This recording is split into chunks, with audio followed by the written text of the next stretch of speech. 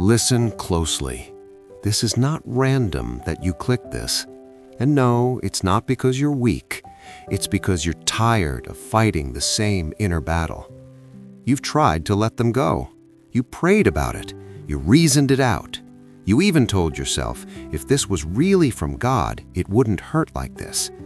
Yet somehow, they're still on your heart. And here's the part nobody tells you.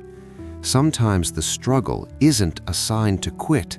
Sometimes the struggle is the confirmation. Right now, God is not asking you to chase. He's not asking you to force anything, but He is asking you not to abandon what He's still shaping. Before we go any further, pause for 1 second. Type one word in the comments that describes how this situation makes you feel. Just one word. Do it now. Because what God is about to reveal isn't comfortable. It's clarifying. And if this message speaks directly to you, subscribe now so you don't miss what's coming next. There is a bigger confirmation unfolding, and it won't make sense if you only hear part of it. Here's the first truth, and it's going to challenge you. God says in Isaiah 43:19, "See, I am doing a new thing. Now it springs up. Do you not perceive it?" The danger isn't that nothing is happening.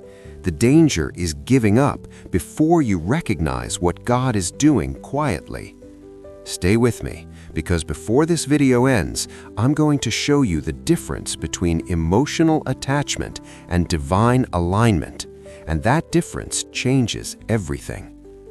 You keep asking God the same question in different ways. Why is this taking so long? Why does it feel unfinished? Why can't I fully release this person no matter how hard I try?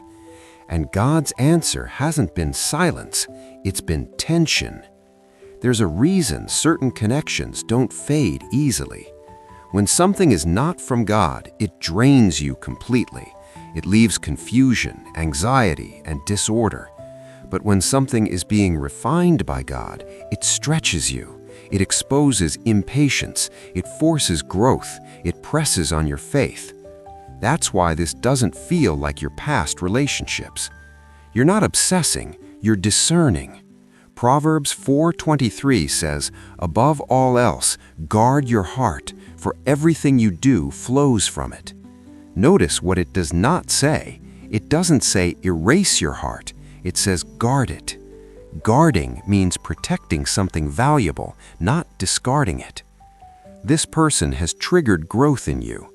They've forced you to confront parts of yourself you ignored for years. Your prayers changed, your standards rose, your tolerance for confusion dropped. That didn't happen by accident. Here's the early confirmation many people miss. God will often allow distance, silence, or delay not to end something, but to purify it. Think about Joseph. God gave him the dream early, but fulfillment came much later. Genesis 50:20 says, "What you meant for evil, God meant for good, to bring it about that many people should be kept alive." Delay is not denial when God is involved. And listen carefully. If God wanted this person removed permanently, He would remove the attachment, the lessons, and the conviction. Instead, you're becoming more grounded, more discerning, more spiritually aware. That's not loss, that's preparation. This doesn't mean ignore red flags. God never asks you to tolerate disrespect, but He also doesn't rush what He's still shaping. And here's the tension point. What if giving up now would interrupt something God is still aligning? Not forcing, not chasing, not settling, waiting with wisdom. In the description, you'll find a playlist that walks you step by step through understanding divine timing, confirmation, and relationships God is involved in. Use it. Don't navigate this alone. In a moment, I'm going to reveal the one sign God uses when someone is truly chosen for you. Not chemistry, not history, not how long you've known them. Peace. Not the kind of peace that feels comfortable, the kind that feels anchored even when circumstances are shaky. Philippians 4:7 says, "And the peace of God, which surpasses all understanding, will guard your hearts and your minds." Notice that word, guard. When something is chosen by God, it doesn't compete with your purpose, it protects it. That's how you know this isn't just attachment. You've noticed it, even if you didn't have language for it. When you think about walking away completely, something inside you doesn't feel free. It feels unresolved. But when you think about forcing it, rushing it, or compromising yourself to keep it, you feel resistance. That resistance isn't confusion, it's instruction. God is teaching you restraint before reward. This connection hasn't distracted you from God, it's driven you closer. You pray more carefully now, you listen more deeply, you don't settle for surface answers anymore. That's not what counterfeit connections do. Psalm 37:23 says, "The steps of a good person are ordered by the Lord, and He delights in their way." Ordered steps don't always feel fast, they feel intentional. And here's the hard truth most people don't want to hear. God doesn't rush unions that will carry weight. Some relationships are light. They come and go. They teach a lesson and leave. Chosen connections are heavier. They require maturity, healing, timing, and alignment. That's why God allows space, not to punish you, but to prepare both sides. You've been asking, why does this still matter? God has been asking, who are you becoming while you wait? Because the real confirmation isn't in their actions alone, it's in your transformation. You're not the same person you were when this began.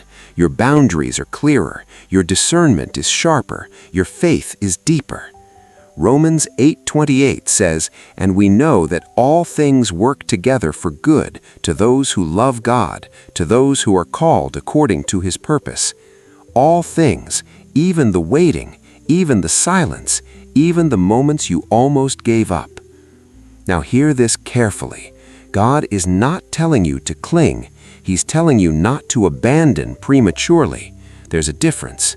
Let go of fear. Let go of timelines. Let go of control. But don't let go of what God is still confirming. If this person is chosen, God will align it without you forcing it. And if they are not, God will remove the attachment without leaving confusion behind. Either way, you will not lose. That's the peace you're starting to feel. Before we close, do this one thing. Comment one word that resonates with what God spoke to you today. Just one word. And if this message helped you see more clearly, subscribe now so you stay connected to what God is revealing next. There is more guidance waiting for you, and you'll find it in the description. Don't rush your decision, don't silence your discernment, and don't give up on what God hasn't released you from. He's not late, He's precise.